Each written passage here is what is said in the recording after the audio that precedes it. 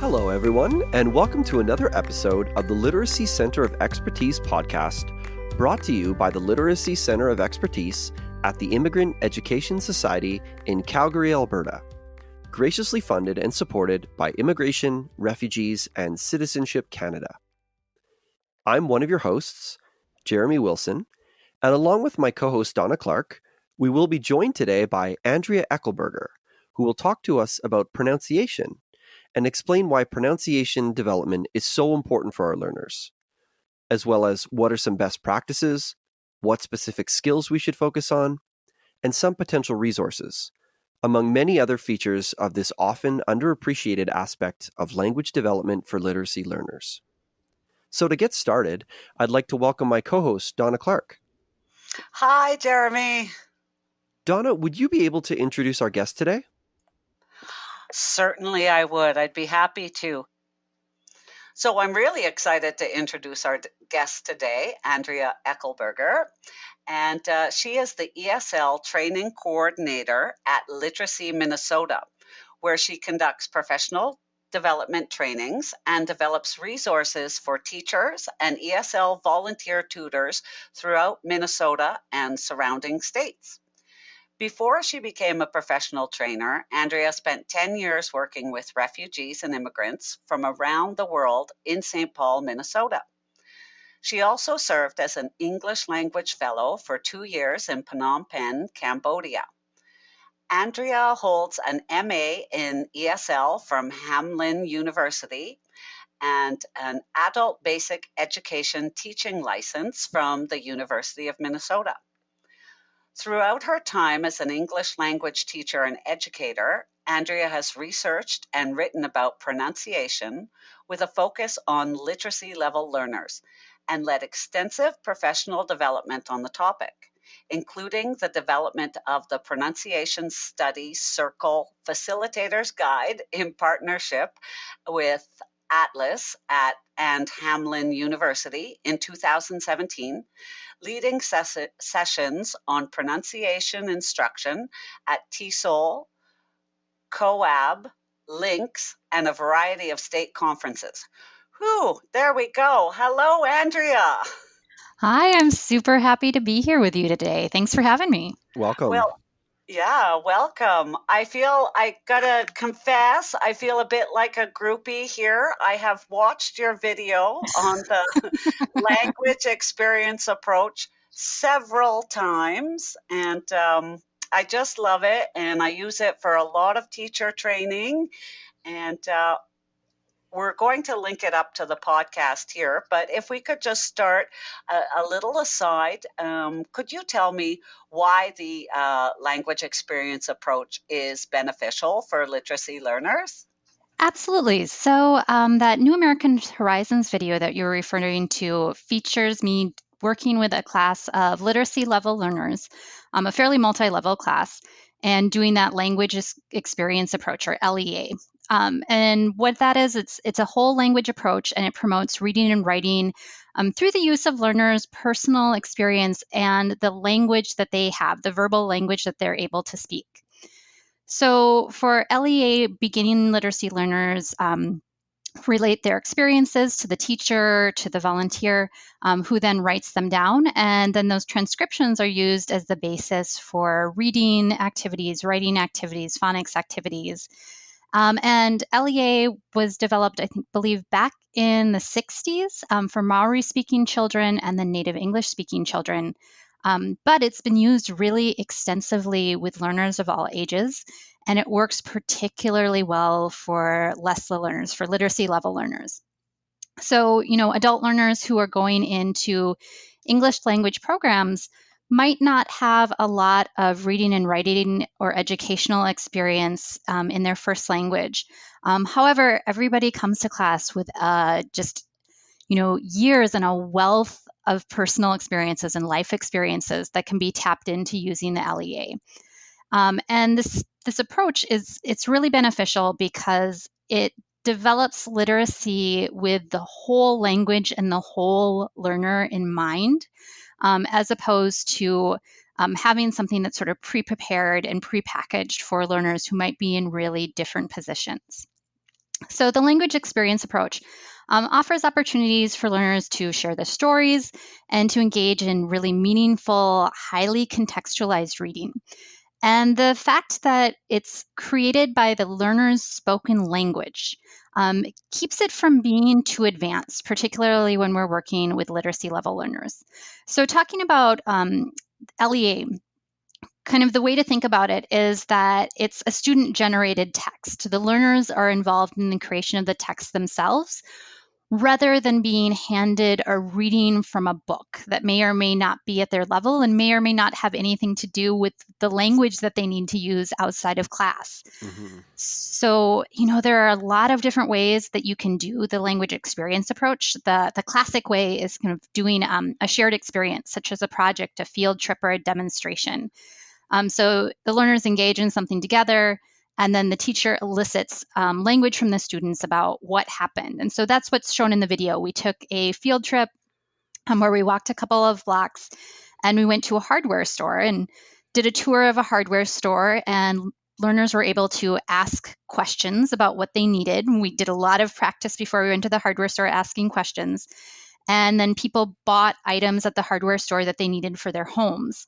And that's what the story in the video is based around. And so the language in it is actually pretty complex. We're talking about cockroach spray, mouse traps, oven cleaner, because that's what people actually wanted to buy and wanted to talk about, as opposed to being, handed a story that is about somebody going to the store and buying apples and oranges. And so you can do that shared experience. You can also do things like students' newsletters where the teacher just asks, what's good news, what's going on in your life, and then students write or dictate responses. You can do picture stories where there are picture stories that are viewed by learners and they then dictate the story of what they see happening.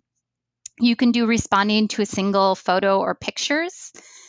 And I would do this a lot back when I was teaching. And, back in the day, I remember doing this with a Polaroid camera. And, Oh, wow.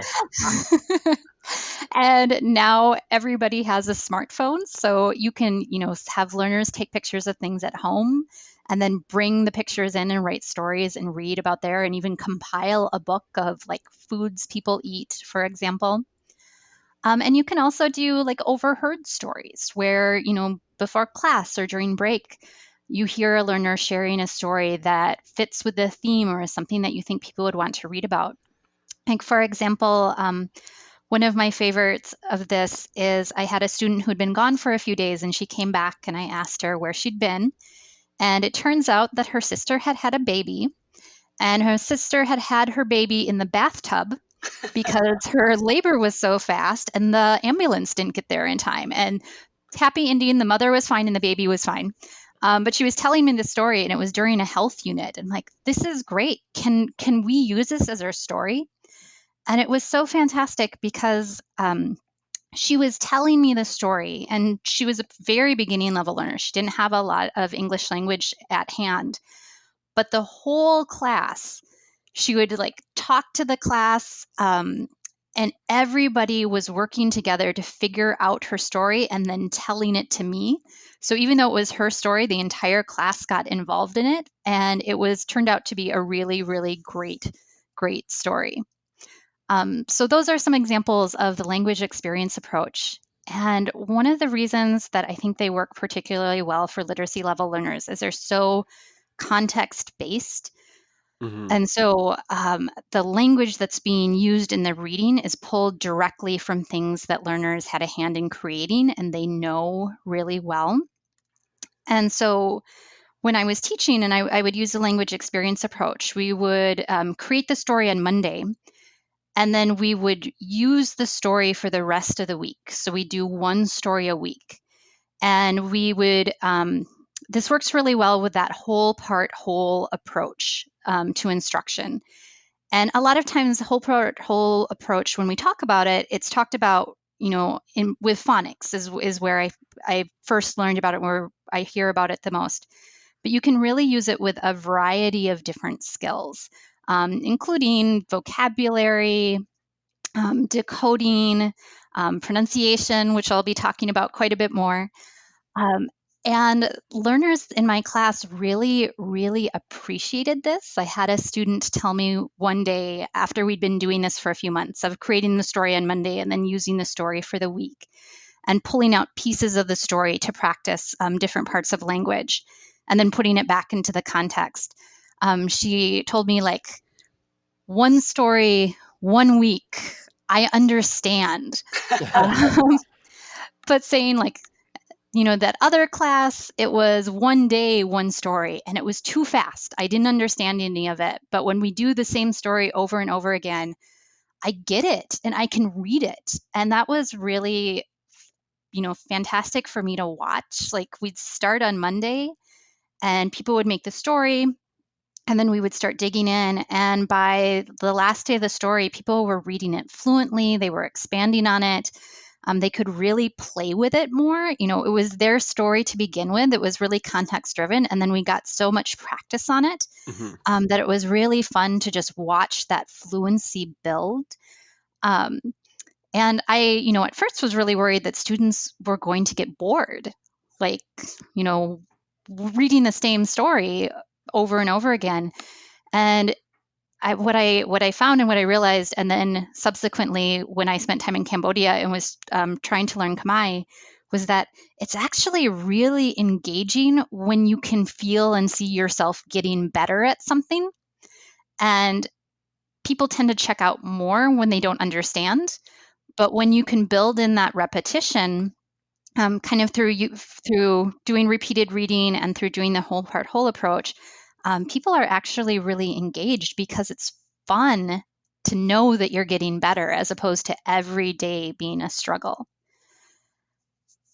I think that's such an important point. And I mean, thank you so much for that explanation, because I can't think of anything that's really more engaging, especially for lower level learners, right? So if anyone out there hasn't seen those videos or has never had any experience with this kind of approach, we'll post it in the show notes, and we highly recommend that you check out the videos that Andrea did, because they're fantastic.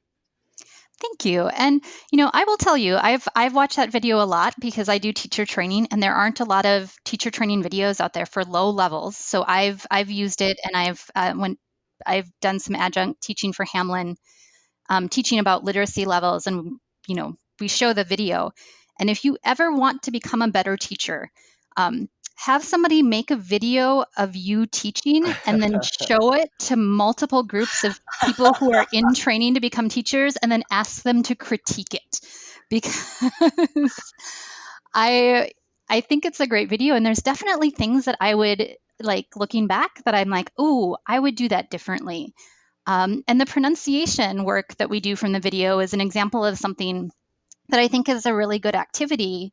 But that was back when I was first starting to really dig into pronunciation. And if I did that activity today, I would make some changes to it. Well, that's interesting you say that, because, to segue into our topic for today, why is pronunciation important for literacy level learners?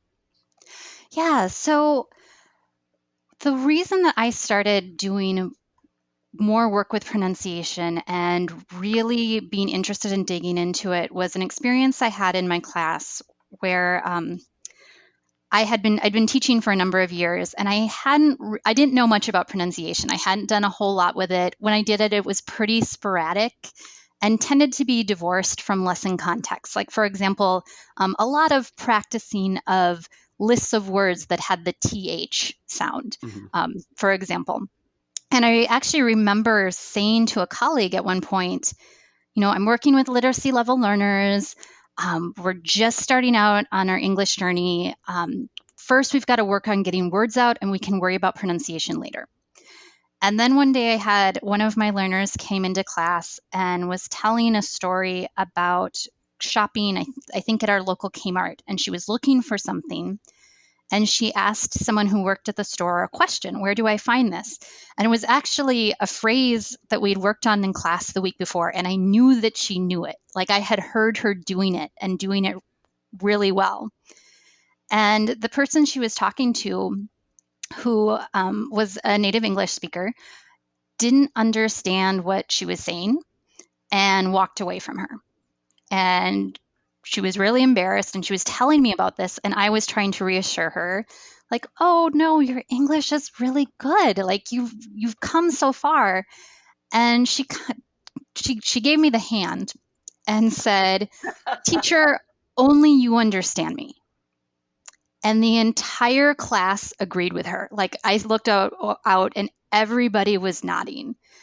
And I realized, like, I had been doing a huge disservice to the class. And first off, it was pretty patronizing of me as the teacher to decide what my learners needed to know without asking their input.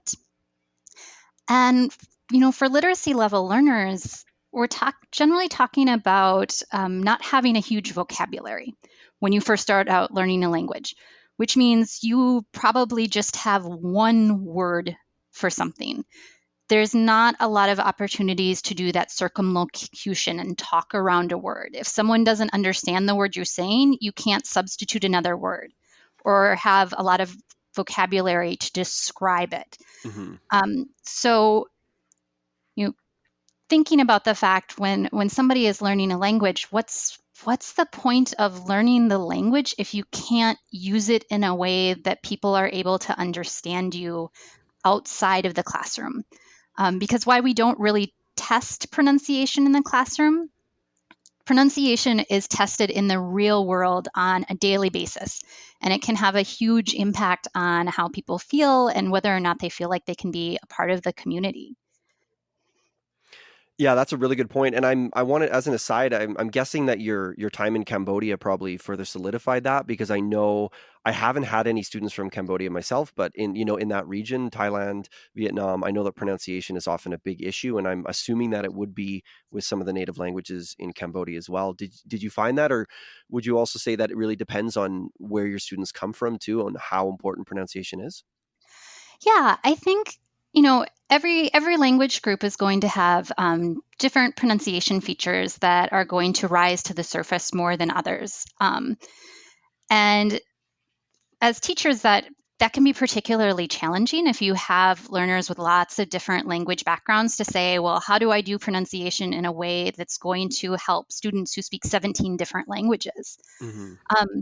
So one of the things to be thinking about is not just thinking of the individual sounds, because those two tend to be more specific to languages, but be thinking about the features of pronunciation that go above and beyond the sounds. And I can talk more about this later, but we call them suprasegmentals.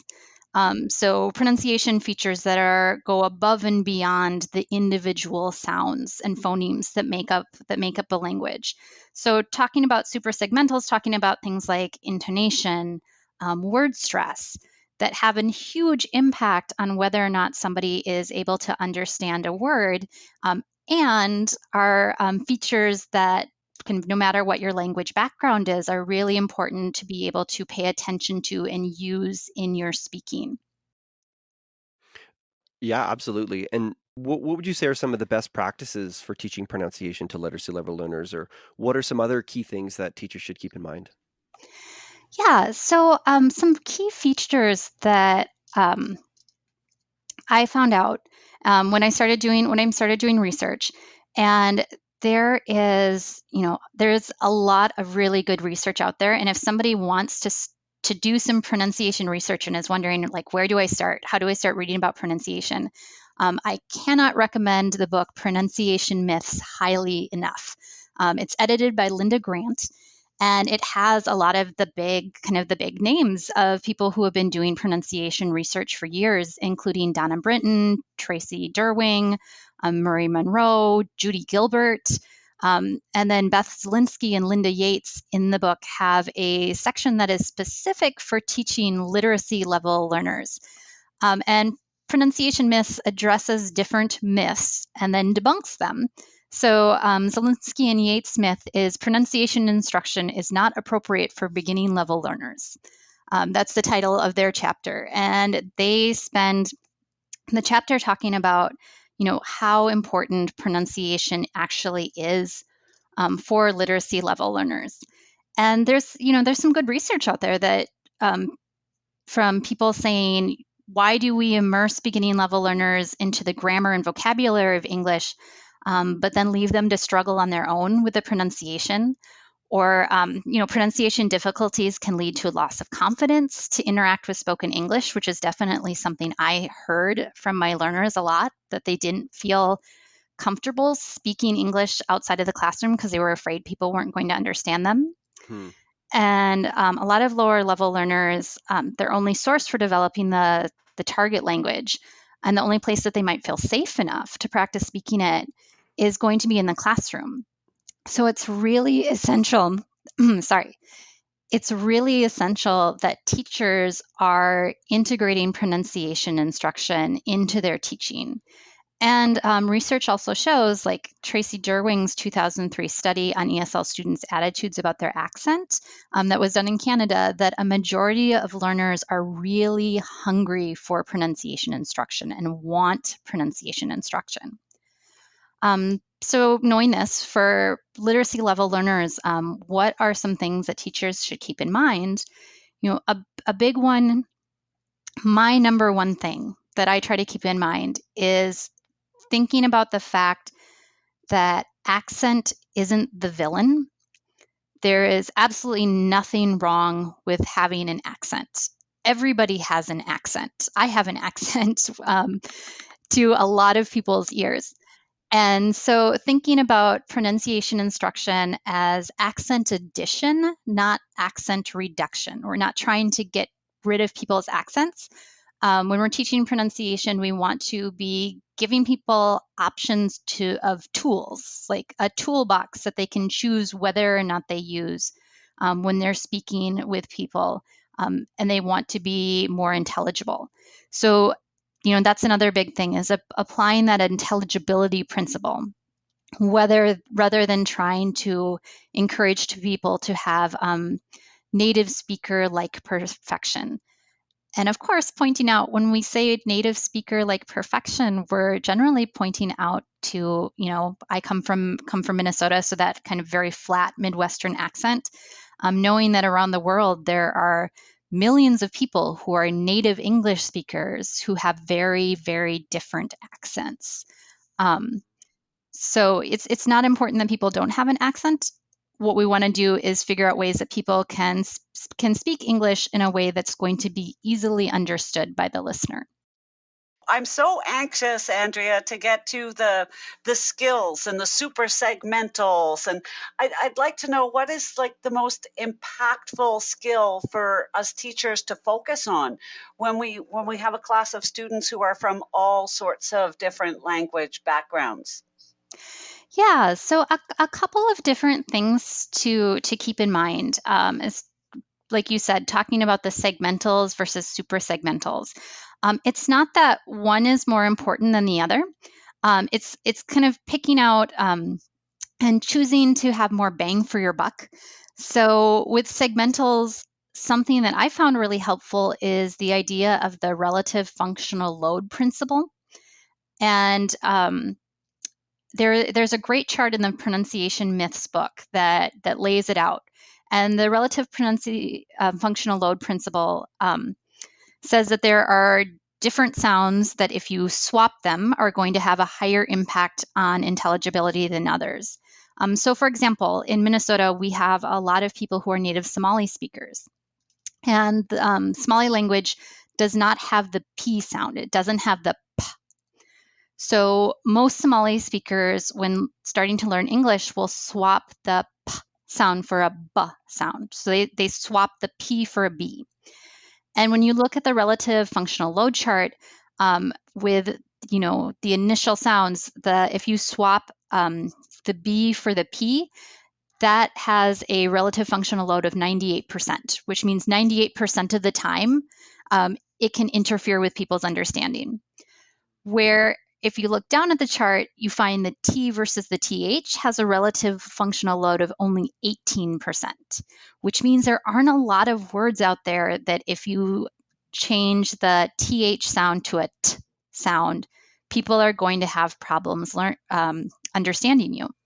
So using that, you can take a look and see which sounds are worth spending time on and which ones can I let go? So when I started out teaching, I did a lot of work on the TH. Now, for the most part, I always say just ignore it.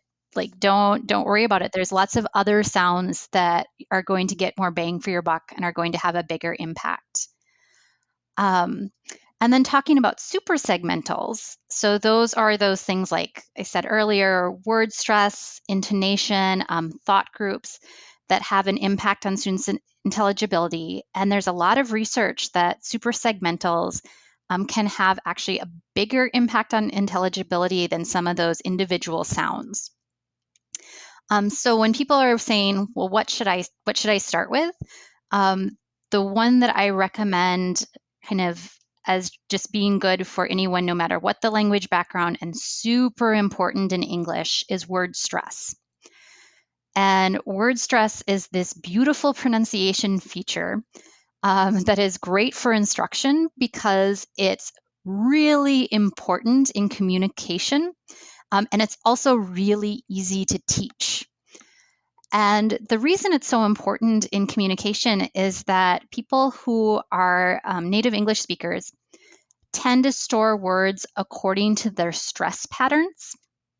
So if the stress pattern is off, if somebody says a word and the stress pattern is off, like my brain is going to instinctively first look through words that have a matching stress pattern to what I hear. So I'm literally going to look for the word in the wrong place in my brain.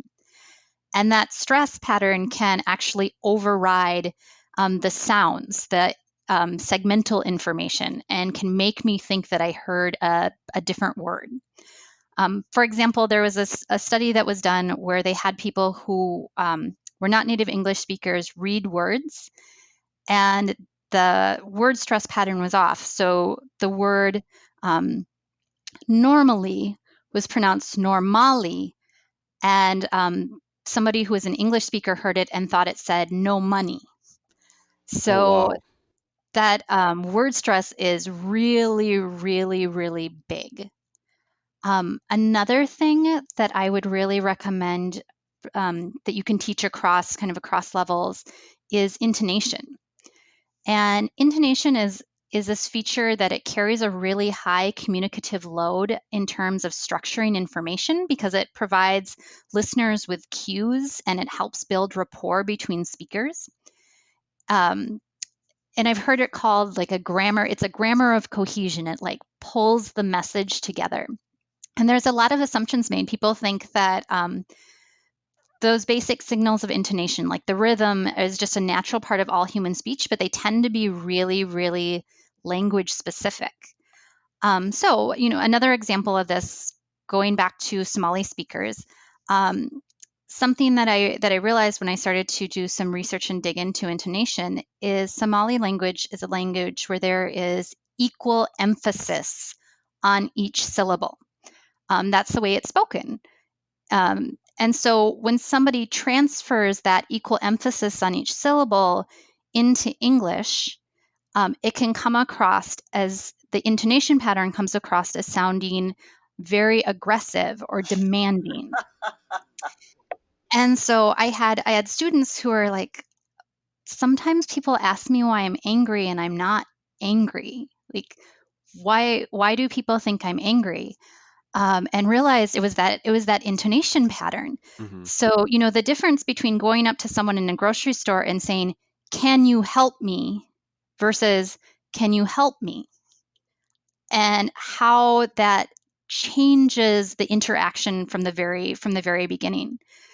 So intonation is one of those really interesting things that you can, anytime you're doing a dialogue, you can be kind of playing around with the intonation pattern. And you can do some really interesting listening activities where you have people listen to speakers. TED Talks are fantastic for this. And have people don't worry about the words they say, but listen to the pattern of the sound of their voice and how their voice goes up and down. What are they conveying with their voice? All right, let's play with that. We want to sound confident. Let's practice saying this in a way that is going to sound confident to an English speaker's ear. Let's practice saying this in a way that is going to sound like when you're asking a question, is going to sound inquisitive or interested. So intonation is one of those great things that you can practice. I think that's a really, really interesting point because, we often, the things that are such a part of our language or our communication, we often take for granted, even as language teachers, right? And I think that intonation probably falls into that category, word stress as well, right? Like we take it so much for granted that we don't think of having to explicitly provide instruction the way we would with maybe grammar or vocabulary or spelling or something like that. So I think that that's really, really important to stress. And I just wanted to ask you, Andrea, you mentioned word stress. Do you have a way that you like to display to learners of how they can keep track of that? Like, is there a visual way, either with some sort of symbol in their notebook, or is it just something that you feel they get, like, constantly bringing it up, highlighting it in oral practice? Do you have any thoughts about that? Oh, that's a great question, because one of the things that I really highly recommend with literacy level learners is to make sure that you're not um, that you're doing things in a kinesthetic manner, as opposed to just having people read things or just having people listen to things. Hmm. And word stress is, a great one for that, because you can have words and you can have students bubble the word stress, where they do, small bubbles over the unstressed syllables and a large bubble over the stressed syllables. You can do hand movements where you like move your hand up or clap on the stress. One of my favorite activities is when anytime I'm introducing new vocabulary, um, we'll go back and we'll go through the vocabulary, and I'll give learners like pennies, and I'll say a word and they count out a penny for each syllable they hear in the vocabulary word. And then I'll say it again, and they have to move the penny up that corresponds with a stressed syllable. So if I say vegetable and they have 3 pennies, they would move the penny up for the first syllable because it's vegetable. And then we practice saying it and we tap the pennies as we say it. And so you get that kinesthetic movement, but you also get a visual of representing the syllables and then which syllable is stressed. That's fantastic. I guess Jeremy preempted me a bit, but I was going to ask, you do start this at a foundational level, right? And do you have to continue it all through the levels? So you can't see me right now, but I'm nodding. So yeah,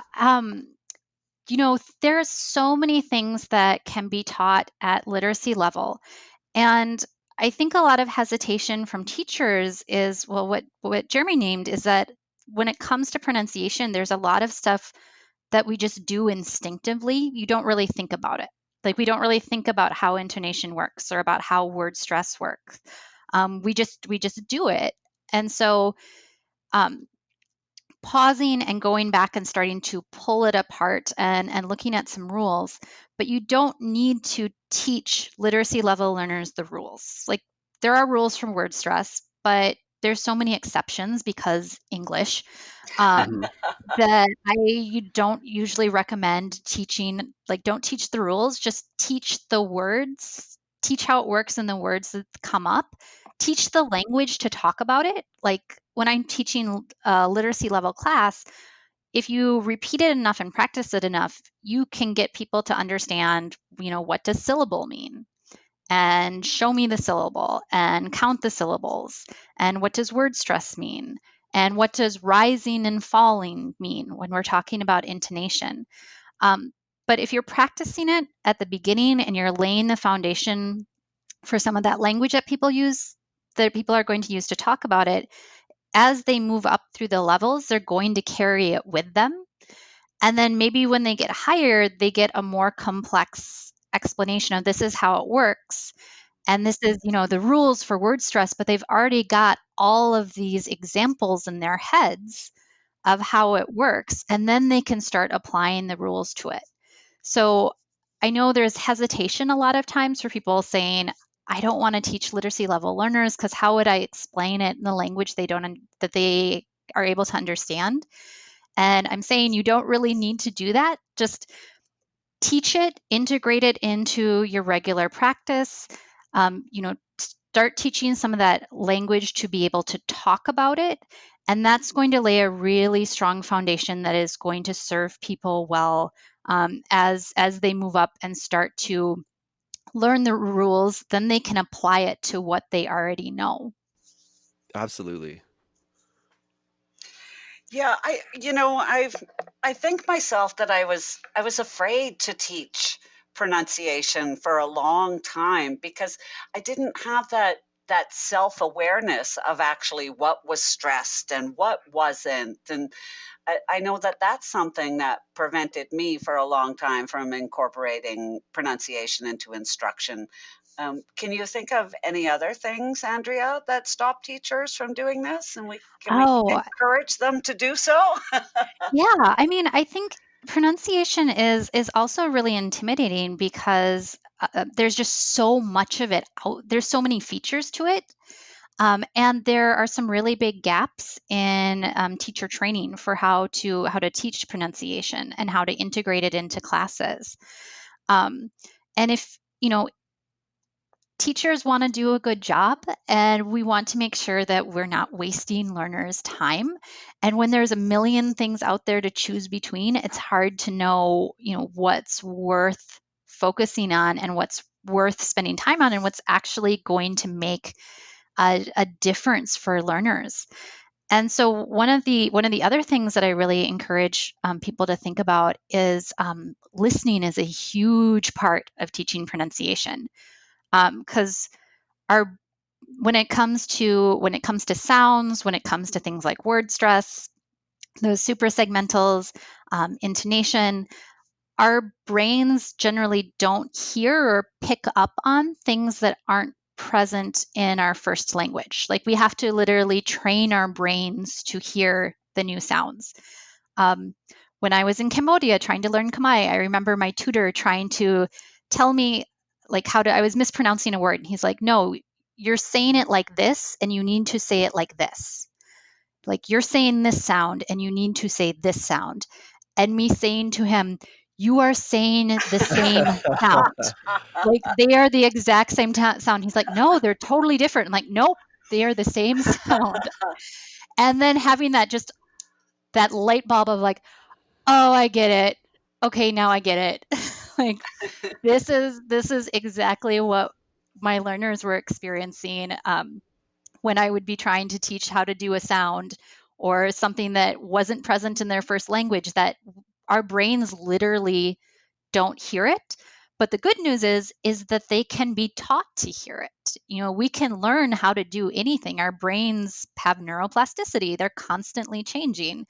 So we're not confined that we will always, only be able to say these sounds and hear these sounds. We can change, but we need some, deliberate instruction on that. So some other things that can really help with learners across language backgrounds, something called voice quality settings. And voice quality settings are literally the movements of the mouth, the lips, the tongue, how it interacts with the teeth, the jaw, going back and down into your vocal cords. So that's something that if a learner can be taught the English characteristics that characterize the movements, it makes it easier to say the sounds of the language.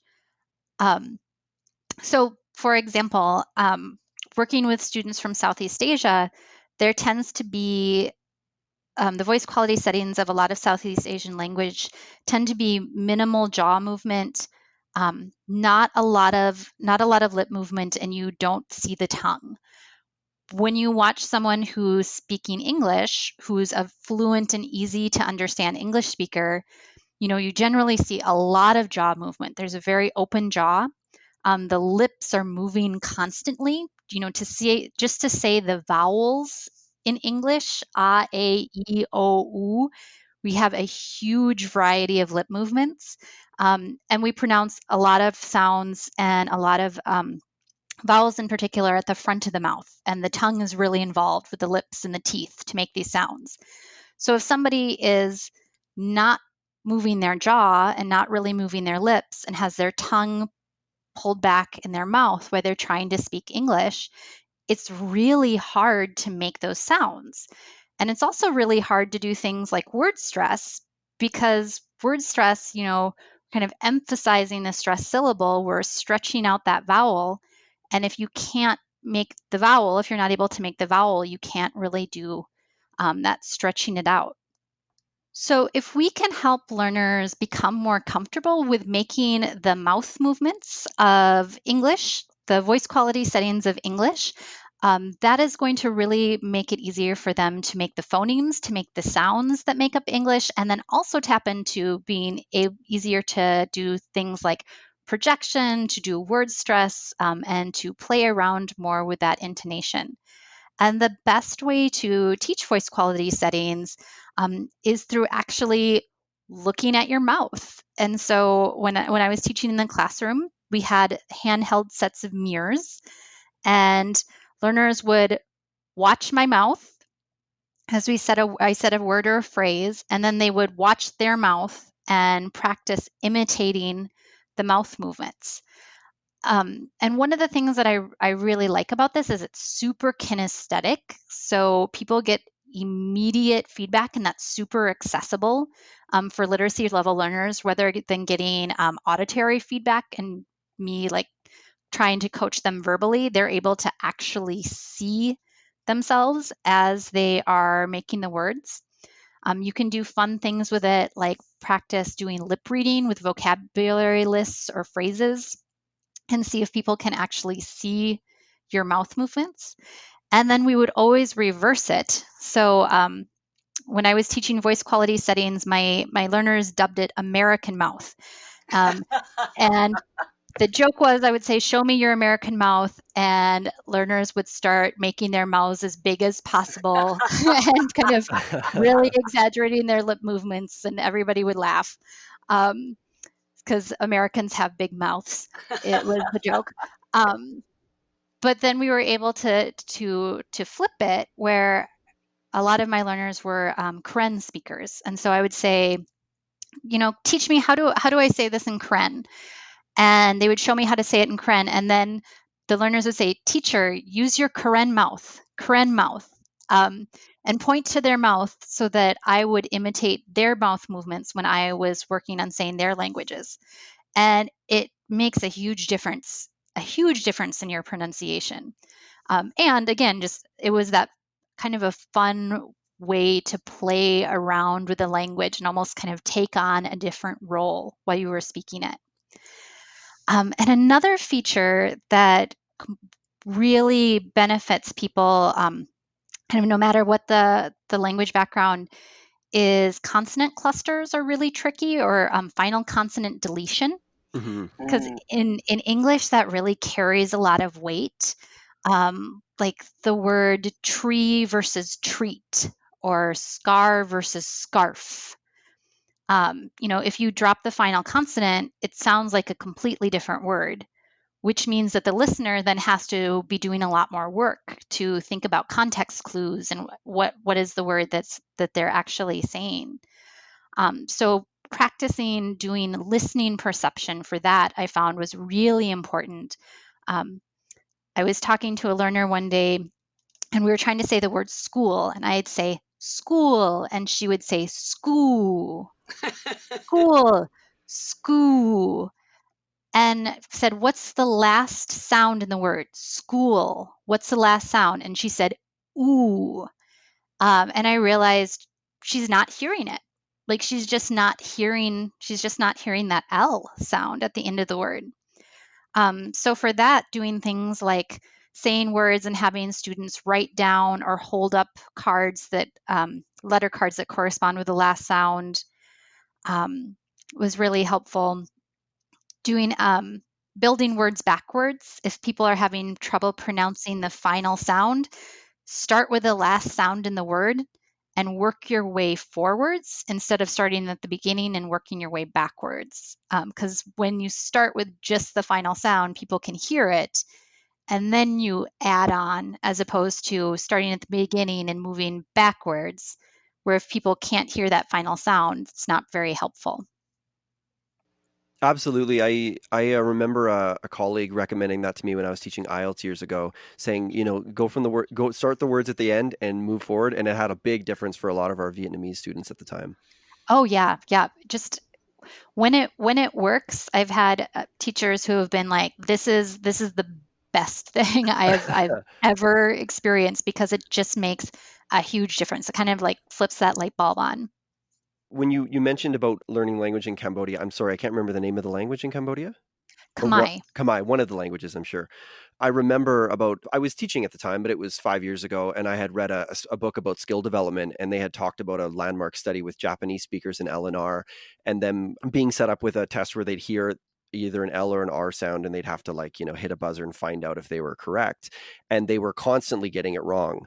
But after 20 minutes of practice, their brains were rewiring, that neuroplasticity that you were talking about, and they were beginning to hear the sound, even though consciously they didn't feel like they were getting better. They were starting to get it more correct, which I think is so important because it can be very demotivating for students when you're saying a word over and over again, and then you're like, nope, that's not it. They're trying to pronounce it and they can't do it. So do you have any tips for motivation or things that you might say to students when they're kind of struggling and they're not really feeling like they're getting it at that point? Is there any way Hmm. you can help students remain motivated or keep going despite maybe some slow progress or difficulties? Yeah, well, one thing I learned from my students and from my personal experience is empty praise is empty praise. Um, like if you feel like you're struggling and someone tells you, "No, good job, you're doing great," it doesn't make you feel better. It actually makes you feel worse because you're like, "No, I can hear myself. Like I am not getting better. Please don't patronize me." Um, and I found out very very quickly that learners were using. I could tell I was overusing it when I overheard learners sarcastically telling each other, "Good job." Um, and so having really concrete examples of, hey, 2 weeks ago, you weren't able to do this. Or last month, or when you started class, when you came in, you weren't able to do this.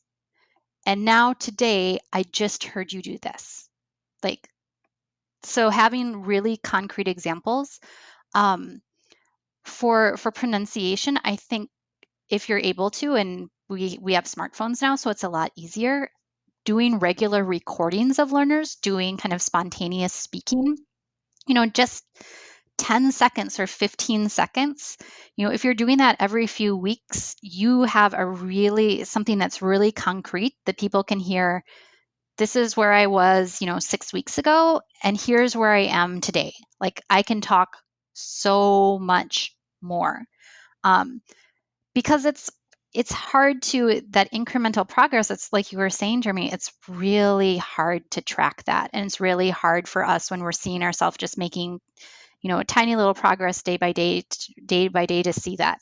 So for teachers to make some really deliberate attempts to make sure you have something really concrete that learners can hear, yes, I've come really far, or have really concrete examples that you can say, look what you did here. Remember, 3 weeks ago you couldn't do that, and today you just did it. I think having those concrete examples, and then also doing the praising effort. Like you're working really hard. I'm really impressed that you are practicing your English outside of class, that you are taking risks. Like good job when we went out and you asked that question, even if not everybody understood. Like congratulations on being brave enough to take that risk and to put yourself out there like that. Um, I think that can be really helpful and can also encourage people to not be afraid to try and take risks with language. Yeah, that's great for whatever we're teaching, right? Be it Hmm. pronunciation or it's excellent advice.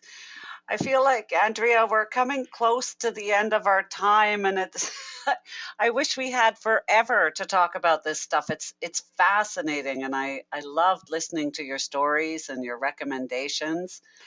So soon I'm going to ask you our signature question, but before that, I was wondering if you had any more questions, Jeremy, or if you had anything else you really wanted to talk about before we close up, Andrea.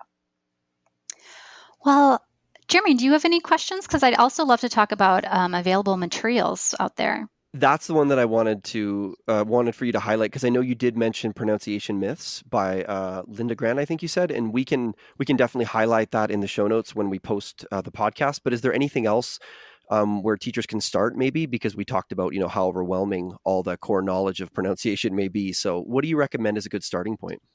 Yeah, so definitely if people are interested in starting to dig into some research and doing reading, pronunciation myths is my number one recommendation of where to start. Um, then the other recommendations I would have, if you go to atlasabe.org, so Atlas is the Minnesota Adult Basic Education Professional Development Organization. And on there is an ESL resource library. And in the ESL resource library, there is a section specifically on pronunciation. And so there are different websites where you can find videos, you can find explanations of how to teach, different recommendations for activities, some kind of entry level research for digging into teaching pronunciation in the adult language classroom. And everything on that site is specific to teaching adults. So you don't have to think about how do I take these resources and adapt them from children to K-12 to be appropriate for adult level. Another thing I would recommend on the Atlas website is there is a pronunciation study guide that my colleague Suzanne McCurdy and I developed back in 2017, and then did a study on how effective it was and found that teachers who went through it felt like it really transformed their teaching and made them feel more confident with integrating pronunciation into their regular lessons. And the Pronunciation Study Circle, there's a facilitator guide that can be found on Atlas. And it's a guide for doing a professional development study circle where you have a group of teachers, a cohort of teachers, go through three-hour long, supposed to be in person, but can also be done via webinar. Sessions where they dig into research about pronunciation, learn more about features together, practice and try different things out. And the big part of that is that people go and learn about things in the pronunciation study circle, and then in between the meetings, go and try applying things to their classes. And then when they come back together, report out. So there is a lot of learning from each other. But the facilitator's guide is designed in a way that anyone can pick it up and lead this pronunciation study circle. You don't have to have a lot of background in pronunciation. And then the other recommendation that I have for resources is from Literacy Minnesota. And so Literacy Minnesota has a series of classroom videos on their ESL videos website that are videos of pronunciation lessons that are shot in Minnesota classrooms at different levels. I am one of the I was one of the videographers for that, and I will say, not my strong suit, but the teaching in it is really, really good. And you can see what some of these activities that I've been describing actually look like when you're doing it with a class of adult ESL learners. And all of the activities are embedded into the content. So it's not standalone lessons where we're just using words because they have the right pattern or because they have the right sound. We're learning about intonation, we're learning about word stress, we're learning about final consonant deletion or voice quality settings, and we are using the language from the lesson that is language students will need to use outside of the classroom. And Literacy Minnesota also has a pronunciation ESL instructional support kit, which is a PDF that can be downloaded, and it has 6 different pronunciation features and then suggestions for different activities that can be done to help students practice those different features. And again, these are activities that aren't dependent on a certain content. They can be plugged into any lesson, anytime you're teaching vocabulary or doing a dialogue. You can take these activities and you can plug it in, and they can be used in reading classes, in speaking and listening classes, in work skills classes. Pronunciation is a huge skill that can really benefit people in an employment setting, and can be used anytime. And all of these resources from Atlas and Literacy Minnesota are free for people to download and use. Wow, that's a lot of stuff. That's awesome. Jeremy, when are we going to start that study circle? Tomorrow. Well, let's wait until we publish this podcast and then we can Yeah. see who else is interested in doing it with us, eh? Okay. So I would like to ask you, Andrea, because it's fascinating to me, um, how you ended up in literacy. So the question sort of is, why do you do what you do? Oh, it's so much fun to answer this question. I probably, like many English language teachers, was an English major, with about a year left in university and no idea what I was going to do with my degree. Um, and I started volunteering with an organization called Jane Addams School for Democracy. And I was working with adult learners who were working on getting their citizenship and also developing literacy skills. And had never really pictured myself as a teacher, but realized I like this. This is a lot. This is a lot of fun. I am really enjoying this. So after I graduated, I went into AmeriCorps, so a national service organization, where I was working at a nonprofit and I was teaching adult ESL. And my original intent was, I'm going to do this for a year and kind of figure out where I'm going to go. Um, but it sucked me in. I didn't leave. So rather, when I got done with my 2 years of service with AmeriCorps, rather than moving on to a different job, I ended up getting hired full time as an adult ESL teacher at the organization I had been an AmeriCorps member at, and then went from there to teaching at Literacy Minnesota. Um, had some great opportunities to do some work with the State Department with the English Language Fellowship Program and the English Language Specialist Program that's allowed me to travel and work with fascinating people from all over the world.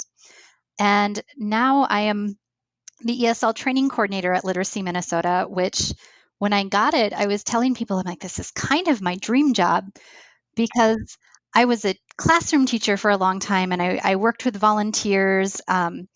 And I would have volunteers come in and I'd say, oh, I wish they would have gotten training on this. Or I wish I had this resource that I could use in my class, to use with volunteers or to have my students work on. And with my job as the ESL training coordinator, that's what I get to do, is I get to design trainings for teachers on topics that I wish I would have had training on before I started teaching, like pronunciation, and trainings for volunteers for things like when I was a teacher and when I was a volunteer. This is what I wish someone had told me and I had been taught, and creating all of these resources for, when I started teaching, I had never seen a video of what it looked like to teach in an adult ESL classroom. So I want to make some videos of what does it actually look like when you're teaching. And sometimes you make mistakes, and that's okay. This is what it actually looks like and sounds like. And here are some grab and go materials that people can take and use. Well, we're so lucky to have you in this community and in that role to share all those resources. This has been fascinating for me, Andrea. I just want to thank you so much for sharing all this information with the listeners and with me personally. It's been really inspiring, and I appreciate it. Thank you very much. Thank you so much for having me. This was a lot of fun. I love talking about pronunciation. It is one of my favorite topics. Yeah, I want to echo Donna's sentiments. I have about I'm not kidding. I have about 13 post-it notes all over my computer right now with names of resources and some of the ideas, because there was a lot of new concepts I'd never heard of today. So thank you again so much for coming and doing this, and we're very, very grateful for having you on today. Thank you. It's been an honor. It's really nice to get to meet the two of you. Well, that concludes episode 7 of the Literacy Center of Expertise podcast. We'd like to thank our guest, Andrea Echelberger, for sharing her insights and expertise regarding pronunciation for literacy learners, and we hope everyone was able to take away some valuable tips to implement in the classroom. If anyone out there is interested in being a guest on the podcast, please reach out to us at www.immigrant-education.ca/literacy center/contact, with center spelled CENTRE. Finally, thank you to everyone out there for listening. Until next time,